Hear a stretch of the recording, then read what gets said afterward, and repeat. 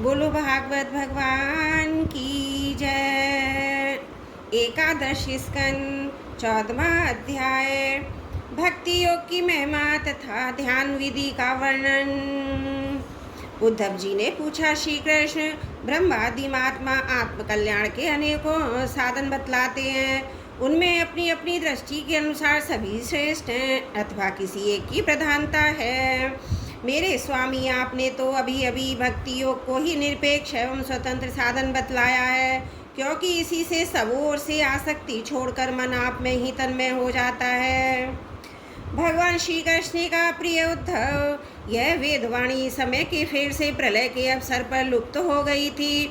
फिर जब षष्ठी का समय आया तब मैंने अपने संकल्प से इसको ब्रह्मा को उपदेश किया। इसमें मेरे भागवत धर्म का ही वर्णन है। ब्रह्मा ने अपने ज्येष्ठ पुत्र स्वाभमु मनु को उपदेश किया और उनसे भृगु, अंगिरा, मरीचि, पुलह, अत्रि, पुलर्स और क्रतु इन 7 प्रजापति महर्षियों ने ग्रहण किया। तदंतर इन ब्रह्म ऋषियों की संतान देवता, दानव, गुहक, मनुष्य, सिद्ध, गंधर्व, विद्याधर, चारण, किन्देव, किन्नर, नाग, राक्षस और किम पुरुष आदि ने इसे अपने पूर्वज इन्हीं ब्रह्म ऋषियों से प्राप्त किया। सभी जातियां और व्यक्तियों के स्वभाव, उनकी वासनाएं सत्य, रज और तमो गुण के कारण भिन्न भिन्न है, इसलिए उनमें और उनकी बुद्धि वृत्तियों में भी उनको भेद है। इसलिए वे सभी अपनी अपनी प्रकृति के अनुसार उस वेद वाणी का भिन्न भिन्न अर्थ ग्रहण करते हैं। वह वाणी ही ऐसी अलौकिक है कि उससे विभिन्न अर्थ निकालना स्वाभाविक ही है। इसी प्रकार स्वभाव भेद तथा परंपरागत उपदेश के भेद से मनुष्यों की बुद्धि में भिन्नता आ जाती है। कुछ लोग तो बिना किसी विचार के वेद विरुद्ध पाखंड अवलंबी हो जाते हैं। प्रिय उद्धव, सभी की बुद्धि मेरी माया से मोहित हो रही है, इसी से वे अपने अपने कर्म संस्कार और अपनी अपनी रुचि के अनुसार आत्मकल्याण के साधन भी एक नहीं अनेकों बतलाते हैं। पूर्व मीमांसक धर्म को साहित्याचार, यश को कामशास्त्री, काम को योग वेदता, सत्य और शम तम आदि को, दंड नीतिकार ऐश्वर्य को, त्यागी त्याग को और लोक यत्य के भोग को ही मनुष्य जीवन का स्वार्थ परम लाभ बतलाते हैं। कर्म योगी लोग यज्ञ, तप, दान, व्रत तथा यम नियम आदि को पुरुषार्थ बतलाते हैं, परंतु ये सभी कर्म हैं। इनके फल स्वरूप जो लोक मिलते हैं वे उत्पत्ति और नाश वाले हैं। कर्मों का फल समाप्त हो जाने पर उनसे दुख ही मिलता है, और सच पूछो तो उनकी अंतिम गति घोर अज्ञान ही है। उनसे जो सुख मिलता है वह तुच्छ है, नगण्य है, और वे लोग भोग के समय भी असूया आदि दोषों के कारण शोक से परिपूर्ण है। इसलिए इन विविध साधनों के फेर में न पड़ना चाहिए। प्रिय उद्धव, जो सब ओर से निरपेक्ष बेपरवाह हो गया है, किसी भी कर्म या फल आदि की आवश्यकता नहीं रखता और अपने अंतकरण को सब प्रकार से मुझे ही समर्पित कर चुका है, परमानंद स्वरूप में उसकी आत्मा के रूप में स्फुरित होने लगता हूँ। इससे वह जिस सुख का अनुभव करता है वह विषय लोलुप प्राणियों को किसी प्रकार मिल नहीं सकता। जो सब प्रकार के संग्रह परिग्रह से रहित अकिंचन है, जो अपनी इंद्रियों पर विजय प्राप्त करके शांत और समदर्शी हो गया है, और जो मेरी प्राप्ति से ही मेरे सानिध्य का अनुभव करके ही सदा सर्वदा पूर्ण संतोष का अनुभव करता है, उसके लिए आकाश का एक एक कोना आनंद से भरा हुआ है। जिसने अपने को मुझे सौंप दिया है वह मुझे छोड़कर ना तो ब्रह्मा का पद चाहता है और ना देवराज इंद्र का। उसके मन में ना तो सार्वभौम सम्राट बनने की इच्छा होती है, ना स्वर्ग से भी श्रेष्ठ रसातल का ही स्वामी होना चाहता है। वह योग की बड़ी बड़ी सिद्धियां और मोक्ष तक की अभिलाषा नहीं करता। उद्धव, मुझे तुम्हारे जैसे प्रेमी भक्त जितने प्रियतम है उतने प्रिय मेरे पुत्र ब्रह्मा, आत्मा शंकर, सगे भाई बलराम जी, स्वयं अर्धांगिनी लक्ष्मी जी और मेरा अपना आत्मा भी नहीं है, जिसे किसी की भी अपेक्षा नहीं। जो जगत के चिंतन से सर्वदा उपरत होकर मेरे मन ही मनन चिंतन में तल्लीन रहता है, राग देश न रखकर सबके प्रति सम्मान दृष्टि रखता है, उस महात्मा के पीछे पीछे मैं निरंतर यह सोचकर घूमा करता हूँ कि उसके चरणों की धूल उड़कर मेरे ऊपर बढ़ जाए और मैं पवित्र हो जाऊं, जो सब प्रकार के संग्रह परिग्रह से रहित है, यहाँ तक कि शरीर के आदि में भी अहंता ममता नहीं रखते, जिनका चित्त मेरे ही प्रेम में रंगारंग रह गया है, जो संसार की वासनाओं से शांत उपरत हो चुके हैं और जो अपनी महत्ता उदारता के कारण स्वभाव से ही समस्त प्राणियों के प्रति दया और प्रेम का भाव रखते हैं। किसी प्रकार की कामना जिनकी बुद्धि का स्पर्श नहीं कर पाती, उन्हें मेरे जिस परमानंद स्वरूप का अनुभव होता है उसे और कोई नहीं जान सकता, क्योंकि वह परमानंद तो केवल निरपेक्षता से ही प्राप्त होता है। उद्धव जी, मेरा जो भक्त अभी जितेंद्रिय नहीं हो सका और संसार के विषय बार बार उसे बांधा पहुंचाते रहते हैं, अपनी ओर खींच लिया करते हैं, वह भी क्षण क्षण में बढ़ने वाली मेरी भक्ति के प्रभाव से प्राय विषयों से पराजित नहीं होता। उद्धव, जैसे धधकती हुई आग लकड़ियों के बड़े ढेर को भी जलाकर खाक कर देती है, वैसे ही मेरी भक्ति समस्त पाप राशि को पूर्णतया जला डालती है। उद्धव, योग साधन ज्ञान विज्ञान धर्म अनुष्ठान जप पाठ त्याग तपस्या मुझे प्राप्त कराने में उतने समर्थ नहीं है जितनी दिनों दिन बढ़ने वाली अनन्य प्रेम में मेरी भक्ति। मैं संतों का प्रियतम आत्मा हूँ, मैं अनन्य श्रद्धा अनन्य भक्ति से ही पकड़ में आता हूँ। मुझे प्राप्त करने का यह एक ही उपाय है। मेरी अनन्य भक्ति उन लोगों को भी पवित्र जाति दोष से मुक्त कर देती है जो जन्म से ही चांडाल है। इसके विपरीत जो मेरी भक्ति से वंचित है, उनके चित्त को सत्य और दया से युक्त, धर्म और तपस्या से युक्त विद्या भी भली भांति पवित्र करने में असमर्थ है। जब तक सारा शरीर पुलकित नहीं हो जाता, चित्त पिघल कर गदगद नहीं हो जाता, आनंद के आंसू आंखों से झलकने नहीं लगते तथा अंतरंग और बहिरंग भक्ति की बाढ़ में चित्त डूबने उतारने नहीं लगता, तब तक उसके शुद्ध होने की कोई संभावना नहीं है। जिसकी वाणी प्रेम से गदगद हो रही है, चित्त पिघल कर एक ओर बहता रहता है, एक क्षण के लिए वे रोने का तांता नहीं टूटता, परंतु जो कभी कभी खिलखिलाकर हंसने भी लगता है, कहीं लाज छोड़कर ऊंचे स्वर से गाने लगता है तो कहीं नाचने लगता है। भैया उद्धव, मेरा ये भक्त न केवल अपने को बल्कि सारे संसार को पवित्र कर देता है। जैसे आग में तपाने पर सोना मेल छोड़ जाता है, निखर जाता है, अपने असली शुद्ध स्वरूप में स्थित हो जाता है, वैसे ही मेरे भक्तियों के द्वारा आत्मा कर्म वासनाओं से मुक्त होकर मुझ में ही प्राप्त हो जाता है, क्योंकि मैं ही उसका वास्तविक स्वरूप हूँ। उद्धव जी, मेरी परम पावन लीला कथा के श्रवण कीर्तन से ज्यों ज्यों चित्त का मेल धुलता जाता है, त्यों तो उसे सूक्ष्म वस्तु के वास्तविक तत्व के दर्शन होने लगते हैं। जैसे अंजन के द्वारा नेत्रों का दोष मिटने पर उसमें सूक्ष्म वस्तुओं को देखने की शक्ति आने लगती है। जो पुरुष निरंतर विषय चिंतन किया करता है, उसका चित्त विषयों में फंस जाता है, और जो मेरा स्मरण करता है, उसका चित्त मुझ में तल्लीन हो जाता है। इसलिए तुम दूसरे साधना फलों का चिंतन छोड़ दो। अरे भाई, मेरे अतिरिक्त और कुछ है ही नहीं। जो कुछ जान पड़ता है वह ठीक वैसा ही है जैसे स्वप्न अथवा मनोरथ का राज्य। इसलिए मेरे चिंतन से तुम अपना चित्त शुद्ध कर लो और पूरी तरह से एक रास्ता से मेरे में लगा दो। संयमी पुरुष स्त्रियां उनके प्रेमियों का संग दूर से ही छोड़कर पवित्र एकांत स्थान में बैठकर बड़ी सावधानी से मेरा ही चिंतन करें। प्यारे उद्धव, स्त्रियों के संग से और स्त्री संगियों के लंपटों के संग से पुरुष को जैसे कलेश और बंधन में पड़ना पड़ता है, वैसा कलेश और फसावट किसी के भी संग से नहीं होती। उद्धव जी ने पूछा, कमल नयन श्याम सुंदर, आप कृपा करके ये बतलाइए कि मुमुक्ष पुरुष आपका किस रूप से, किस प्रकार और किस भाव से ध्यान करें।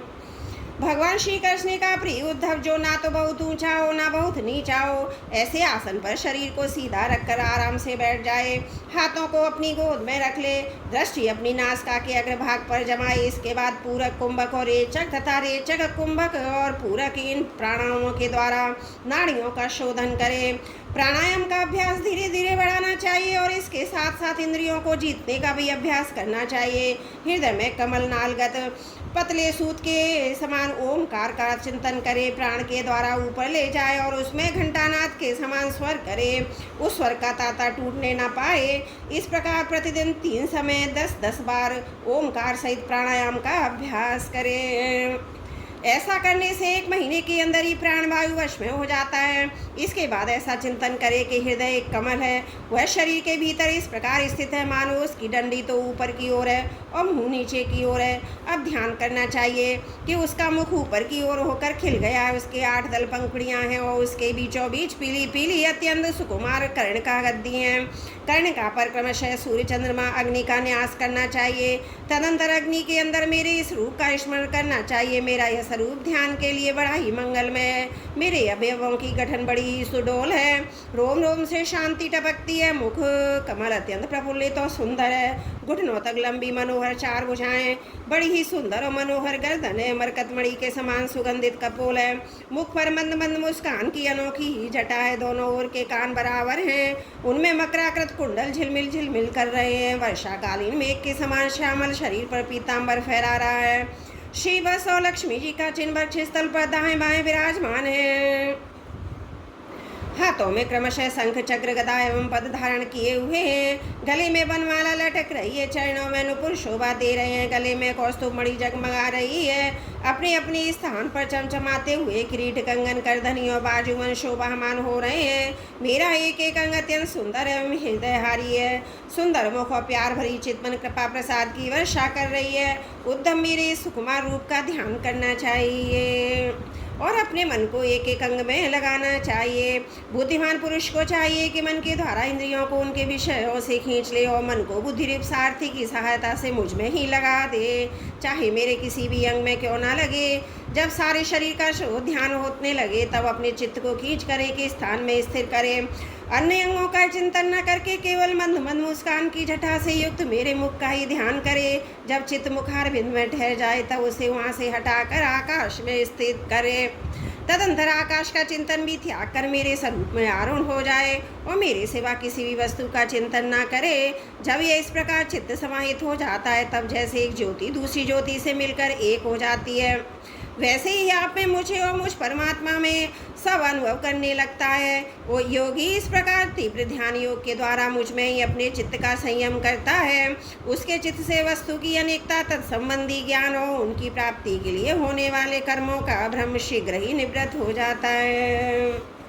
बोलो भागवत भगवान की जय। 11 स्कंद 14वां अध्याय समाप्त। त्रुटियों के लिए क्षमा प्रार्थी हूँ। बोलो भागवत भगवान की जय। 11 स्कंद 15वां अध्याय भिन्न भिन्न सिद्धियों के नाम और लक्षण। भगवान श्री कृष्ण कहते हैं, प्रिय उद्धव, जब साधक इंद्रिय प्राण और मन को अपने वश में करके अपना चित्त मुझ में लगाने लगता है, मेरी धारणा करने लगता है, तब उसके सामने बहुत सी सिद्धियां उपस्थित होती है। उद्धव जी ने कहा, अच्युत, कौन सी धारणा करने से किस प्रकार कौन सी सिद्धि प्राप्त होती है और उनकी संख्या कितनी है? आप ही योगियों को सिद्धियां देते हैं, तो आप इनका वर्णन कीजिए। भगवान श्री कृष्ण ने कहा, प्रिय उद्धव, धारणा योग के पारगामी योगियों ने 18 प्रकार की सिद्धियां बतलाई। उनमें 8 सिद्धियां तो प्रधान रूप से मुझ में ही रहती हैं और दूसरों में न्यून तथा 10 सतगुण के प्रकाश से भी मिल जाती हैं। उनमें 3 सिद्धियां तो शरीर की, अणिमा मणिमा और लघिमा। इंद्रियों की एक सिद्धि है प्राप्ति, लौकिक और पारलौकिक पदार्थों के इच्छानुसार अनुभव करने वाली सिद्धि प्रकाम्य है। माया और उसके कार्यों को इच्छा अनुसार संचालित करना ईशिता नाम की सिद्धि है। विषयों में रहकर भी उनमें आसक्त न होना वशीता है और जिस जिस सुख की कामना करे उसकी सीमा तक पहुंच जाना कामावसायिता नाम की 8वीं सिद्धि है। ये 8 सिद्धियां मुझ में स्वभाव से ही रहती हैं, जिन्हें मैं देता हूँ उन्हीं को अंशतः प्राप्त होती हैं। इनके अतिरिक्त और भी कई सिद्धियां हैं। शरीर में भूख प्यास आदि वियोग का न होना, बहुत दूर की वस्तु देख लेना, बहुत दूर की बात सुन लेना, मन के साथ ही शरीर का उस स्थान पर पहुँच जाना जो इच्छा हो वही रूप बना लेना, दूसरे शरीर में प्रवेश करना, जब इच्छा हो तभी शरीर छोड़ना, अप्सराओं के साथ होने वाली देव क्रीड़ा का दर्शन, संकल्प की सिद्धि सब जगह सबके द्वारा बिना नच के आज्ञा पालन, ये 10 सिद्धियां सद्गुण के विशेष विकास से होती हैं। भूत भविष्य वर्तमान की बात जान लेना, शीतोष्ण सुख दुख और राग द्वेष आदि द्वंद्वों के वश में ना होना, दूसरे के मन आदि की बात जान लेना, अग्नि सूर्य जल विष आदि की शक्ति को स्तमित कर देना और किसी से भी पराजित ना होना, ये 5 सिद्धियां भी योगियों को प्राप्त होती हैं। प्रिय उद्धव, योग धारणा करने से जो सिद्धियां प्राप्त होती हैं उनका मैंने नाम निर्देश के साथ वर्णन कर दिया है। अब किस धारणा से कौन सी सिद्धि कैसे प्राप्त होती है यह बतलाता हूँ, सुनो। प्रिय उद्धव, पंचभूतों की सूक्ष्म मात्रा मेरा ही शरीर है। जो साधक केवल मेरे उसी शरीर की उपासना करता है, अपने मन को तदाकार बनाकर उसी में लगा देता है, अर्थात मेरे तन मात्रा तक शरीर के अतिरिक्त और किसी भी वस्तु का चिंतन नहीं करता, उसे अणिमा नाम की सिद्धि अर्थात पत्थर की चट्टान आदि में भी प्रवेश करने की शक्ति, अणुता प्राप्त हो जाती है। मैं तत्व के रूप में भी मैं प्रकाशित हो रहा हूँ और उस रूप में समस्त व्यवहारिक ध्यानों का केंद्र हूँ। जो मेरे उस रूप में अपने मन को महत्वाकार करके तन्मय कर देता है, उसे महिमा नाम की सिद्धि प्राप्त होती है। इसी प्रकार आकाश आदि पंचभूतों में जो मेरे शरीर हैं, अलग अलग इन लगाने से उनकी महत्ता प्राप्त होती है। यह भी महिमा सिद्धि के ही अंतर्गत है। जो योगी वायु और चार भूतों के परमाणुओं को मेरा ही रूप समझकर चित्त को तदाकार कर देता है, उसे लघिमा सिद्धि प्राप्त हो जाती है। उसे परमाणु रूप काल के समान सूक्ष्म वस्तु बनने का सामर्थ्य प्राप्त हो जाता है। जो सात्विक अहंकार को मेरा स्वरूप समझकर मेरे उसी रूप में चित्त की धारणा करता है, वह समस्त इंद्रियों का अधिष्ठाता हो जाता है। मेरा चिंतन करने वाला भक्त इस प्रकार प्राप्ति नाम की सिद्धि प्राप्त कर लेता है। जो पुरुष मुझ महत्वाभिमानी सूत्रात्मा में अपना चित्त स्थिर करता है, उसे मुझ अव्यक्त जन्मा सूत्रात्मा की प्राकाम्य नाम की सिद्धि प्राप्त होती है, जिससे इच्छानुसार सभी भोग प्राप्त हो जाते हैं। जो त्रिगुणमयी माया के स्वामी मेरे काल स्वरूप विश्व रूप की धारणा करता है, वह शरीरों और जीवों को अपने इच्छानुसार प्रेरित करने की सामर्थ्य प्राप्त कर लेता है। इस सिद्धि का नाम ईशत्व है। जो योगी मेरे नारायण स्वरूप में, जिसे तुरीय या भगवान भी कहते हैं, मन को लगा देता है, मेरे स्वाभाविक गुण उसमें प्रकट होने लगते हैं और उसे वशिता नाम की सिद्धि प्राप्त हो जाती है। निर्गुण ब्रह्म में भी ही हूँ। जो अपना निर्मल मन मेरे इस ब्रह्म स्वरूप में स्थित कर लेता है, उसे परमानंद स्वरूपिणी काम वसायिता नाम की सिद्धि प्राप्त हो जाती है। इसके मिलने पर उसकी सारी कामनाएं पूर्ण हो जाती हैं, समाप्त हो जाती हैं। प्रिय उद्धव, मेरा वह रूप जो श्वेत दीप का स्वामी है, अत्यंत शुद्ध और धर्म में जो उसकी धारणा करता है, वह भूख प्यास जन्म मृत्यु और शोक मोह इन छह उर्मियों से मुक्त हो जाता है। उसे शुद्ध स्वरूप की प्राप्ति होती है। मैं ही समष्टि प्राण रूप आकाश आत्मा हूँ। तो मेरे इस स्वरूप में मन के द्वारा अनाहतनाथ का चिंतन करता है, वह दूर श्रवण नाम की सिद्धि से संपन्न हो जाता है और आकाश में उपलब्ध होने वाली विविध प्राणियों की बोली सुन समझ सकता है। जो योगी नेत्रों को सूर्य में और सूर्य को नेत्रों में संयुक्त कर देता है और दोनों के संयोग में मन ही मन मेरा ध्यान करता है, उसकी दृष्टि सूक्ष्म हो जाती है। उसे दूरदर्शन नाम की सिद्धि प्राप्त होती है और वह सारे संसार को देख सकता है। मन और शरीर को वार प्राणों के सहित मेरे साथ संयुक्त कर दे और मेरी धारणा करे, तो उससे मनोजव नाम की सिद्धि प्राप्त हो जाती है। इसके प्रभाव से वह योगी जहाँ भी जाने का संकल्प करता है, वहीं उसका शरीर उसी क्षण पहुँच जाता है। जिस समय योगी मन को उपादान कारण बनाकर किसी देवता आदि का रूप धारण करना चाहता है, तो अपने मन के अनुकूल वैसा ही रूप धारण कर लेता है। इसका कारण है कि उसने अपने चित्त को मेरे साथ छोड़ दिया। जो योगी दूसरे शरीर में प्रवेश करना चाहे, वह ऐसी भावना करे, मैं उसी शरीर में हूँ। ऐसा करने से उसका प्राणवायु रूप धारण कर लेता है और वह एक फूल से दूसरे फूल पर जाने वाले भौरे के समान अपना शरीर छोड़कर दूसरे शरीर में प्रवेश करता है। योगी को यदि शरीर का परित्याग करना हो, तो एड़ी से उदाद्वार को दबाकर प्राणवायु को क्रमशः हृदय वक्षस्थल कंठ मस्तक में ले जाए, फिर ब्रह्मरंध्र के द्वारा उसे ब्रह्म में लीन करके शरीर का परित्याग करे।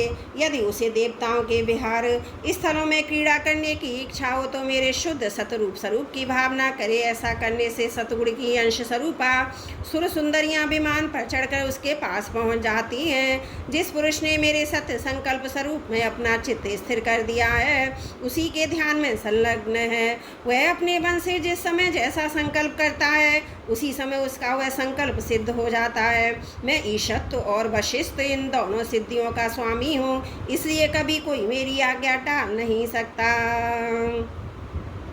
जो मेरे इस रूप का चिंतन करके इसी भाव से युक्त हो जाता है, मेरे समान उसकी आज्ञा को भी कोई टाल नहीं सकता। जिस योगी का चित्त मेरी धारणा करते करते मेरी भक्ति के प्रभाव से शुद्ध हो गया है, उसकी बुद्धि जन्म मृत्यु आदि अदृष्ट विषयों को भी जान लेती है। और तो क्या, भूत भविष्य वर्तमान की सभी बातें उसे मालूम हो जाती हैं। जैसे जल के द्वारा जल में रहने वाले प्राणियों का नाश नहीं होता, वैसे ही जिस योगी ने अपना चित्त मुझ में लगाकर शिथिल कर दिया, उसके के योग में शरीर को अग्नि जल आदि कोई भी पदार्थ नष्ट नहीं कर सकते। जो पुरुष श्रीवत्स और चिन्ह शंख गदा चक्र पदादि आयुधों से विभूषित तथा ध्वजा छत्र चवर आदि से संपन्न मेरे अवतारों का ध्यान करता है वह अजय हो जाता है। इस प्रकार जो विचारशील पुरुष मेरी उपासना करता है, योग धारणा के द्वारा मेरा चिंतन करता है, उसे सभी सिद्धियां पूर्णतः प्राप्त हो जाती हैं।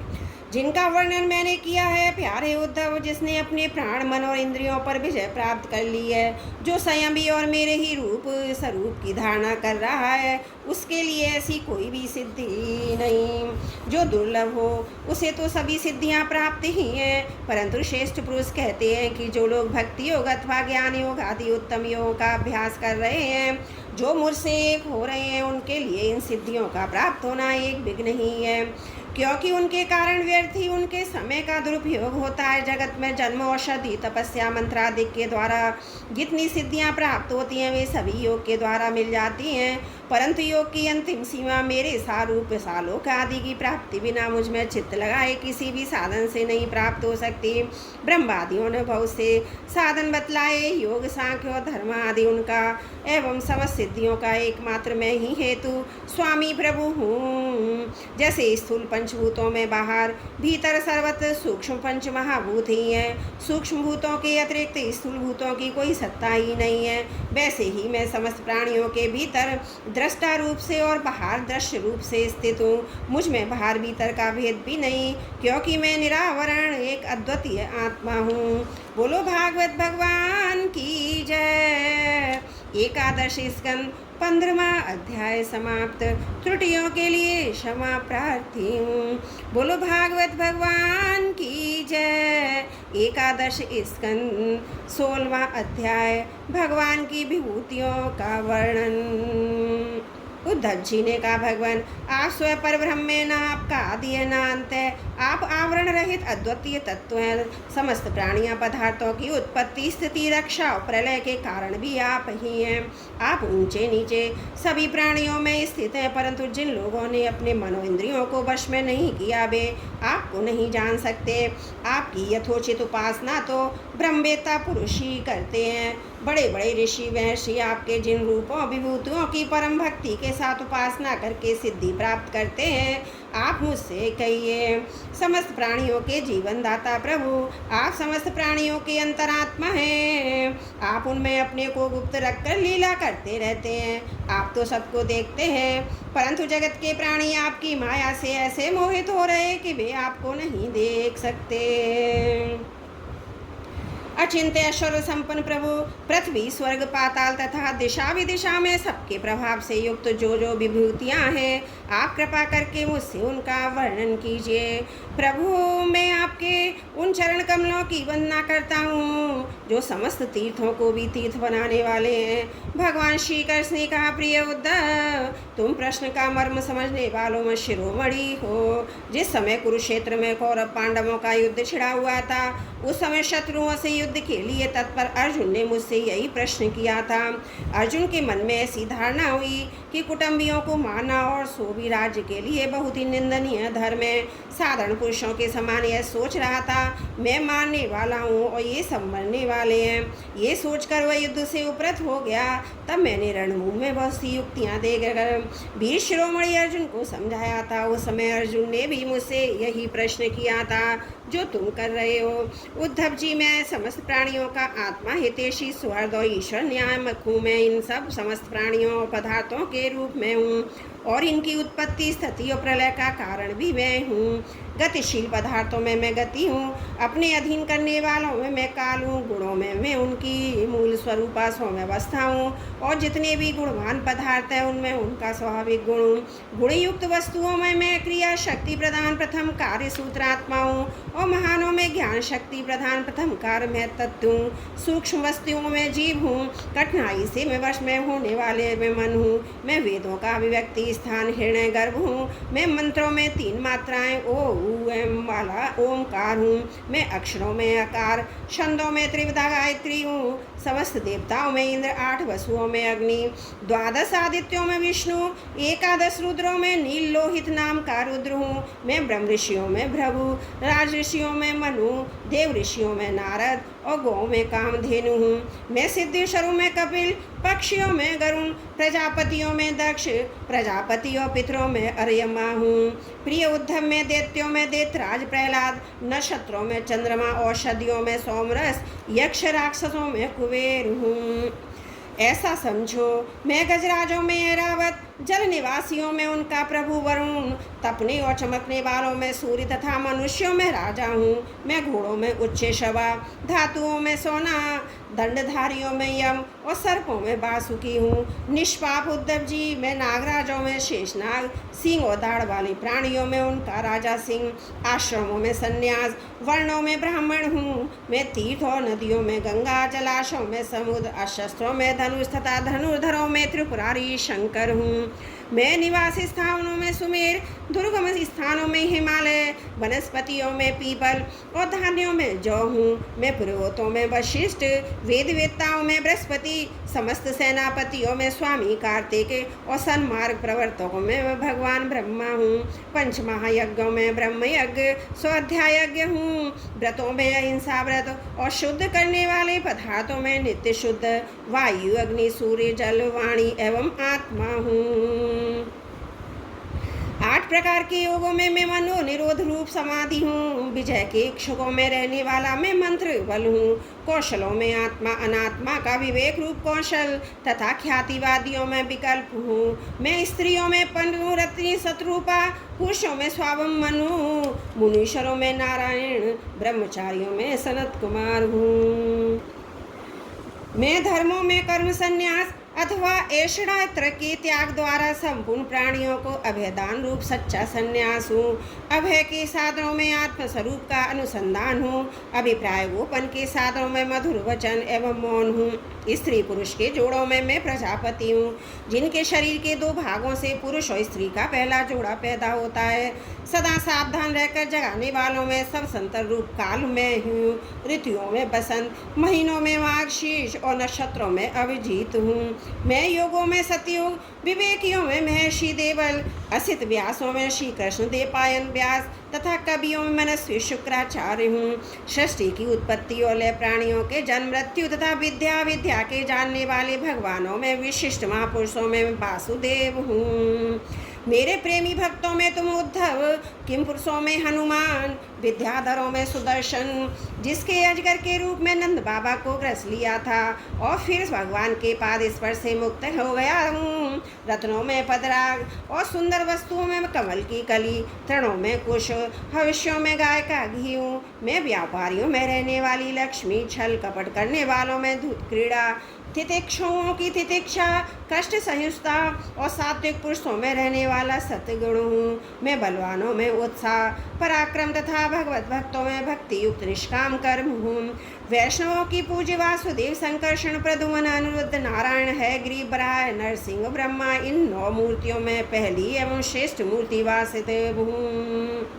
मैं गंधर्वों में विश्वावसु, अप्सराओं में ब्रह्मा जी के दरबार की अप्सरा पूर्वाचित हूँ। पर्वतों में स्थिरता, पृथ्वी में शुद्ध विकारी गंध में ही हूँ। मैं जल में रस, तेजस्वियों में परम तेजस्वी, अग्नि, सूर्य, चंद्र और तारों में प्रभा तथा आकाश में उसका एकमात्र गुण शब्द हूँ। उद्धव जी में ब्राह्मण, भक्तों में बलि, वीरों में अर्जुन, प्राणियों में उनकी उत्पत्ति, स्थिति और प्रलय हूँ। मैं ही पैरों में चलने की शक्ति, वाणी में बोलने की शक्ति, पायु में मल त्याग की शक्ति, हाथों में पकड़ने की शक्ति, जनिंद्रियों में आनंद उपयोग की शक्ति, त्वचा में स्पर्श की, नेत्रों में दर्शन की, रसना में स्वाद लेने की, कानों में श्रवण की, नासिका में सूंघने की शक्ति ही मैं ही हूँ। समस्त इंद्रियों की इंद्रिय शक्ति में ही हूँ। पृथ्वी, वायु, आकाश, जल, तेज, अहंकार में तत्व, पंच महाभूत, जीव, अव्यक्त प्रकृति, सत्य, रज, तम और उनसे परे रहने वाला ब्रह्म, ये सब मैं ही हूँ। इन तत्वों की गणना लक्षणों द्वारा उनका ज्ञान तथा तत्व ज्ञान रूप उनका फल भी मैं ही हूँ।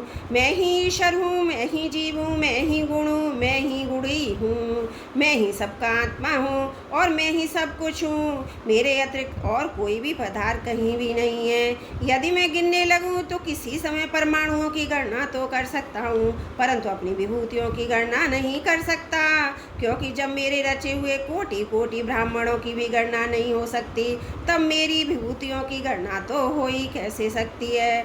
ऐसा समझो कि जिस भी तेजसी कीर्ति ऐश्वर्य लज्जा त्याग सौंदर्य सौभाग्य पराक्रम तितिक्षा और ज्ञान आदि श्रेष्ठ गुणों मेरा ही अंश है। उद्धव जी, मैंने तुम्हारे प्रश्न के अनुसार संक्षेप में विभूतियों का वर्णन किया। वे सब पदार्थ वस्तु नहीं है, मनोविकार मात्र है, क्योंकि मन से सोची हुई वाणी से कही हुई कोई भी वस्तु परमार्थ वास्तविक नहीं होती, उसी की एक कल्पना ही होती है। इसलिए तुम वाणी को स्वच्छंद भाषण से रोको, मन के संकल्प विकल्प बंद करो, इसके लिए प्राणों को वश में करो और इंद्रियों का दमन करो। सात्विक बुद्धि के द्वारा प्रपंचाभिमुख बुद्धि को शांत करो, फिर तुम्हें संसार के जन्म मृत्यु रूप बीहड़ मार्ग में भटकना नहीं पड़ेगा। जो साधक बुद्धि के द्वारा वाणी और मन को पूर्णतया वश में नहीं कर लेता, उसके व्रत तप और दान उसी प्रकार क्षीण हो जाते हैं जैसे कच्चे घड़े में भरा हुआ जल। इसलिए मेरे प्रेमी भक्त को चाहिए कि मेरे परायण होकर भक्ति युक्त बुद्धि से वाणी मन और प्राणों का संयम करे। ऐसा कर लेने पर फिर उसे कुछ करना शेष नहीं रहता, वह कृतकृत्य हो जाता है। बोलो भागवत भगवान की जय। एकादशी स्कंद 16वां अध्याय समाप्त। त्रुटियों के लिए क्षमा प्रार्थी हूँ।